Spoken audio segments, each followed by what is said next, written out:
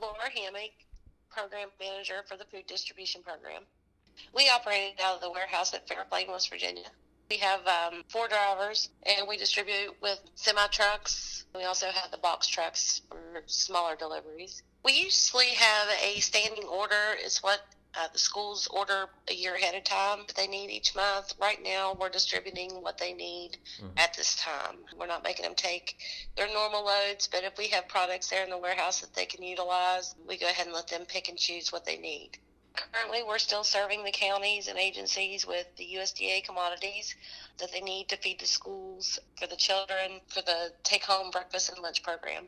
We plan to keep delivering to the school systems. We're also going to help out the food banks with the TFAB, the Emergency Food Assistance Program, to deliver commodities to individual families that need food during this crisis.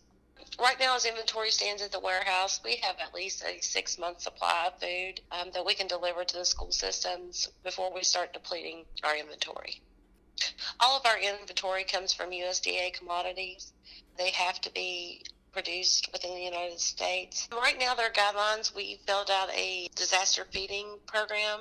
As long as the schools can use it and the TFAB community can use it, they are pretty lenient on what we can do and who we can help.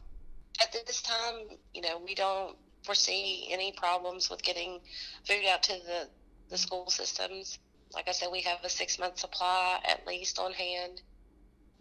We have drivers that are willing to go out and do the deliveries. So at this point, we see no boundaries as far as our ability to help others.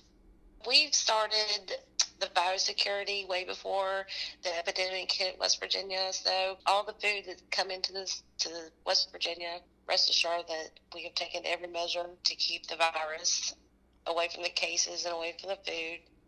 We don't see any problem right now with being able to supply West Virginia with food.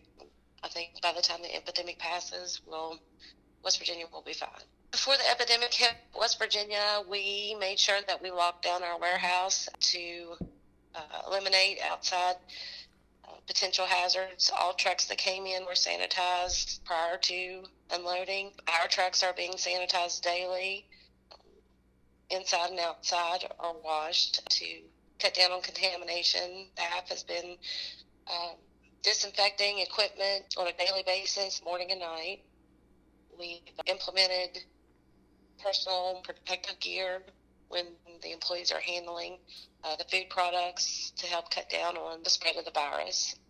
No employee has come down with the virus or any illness.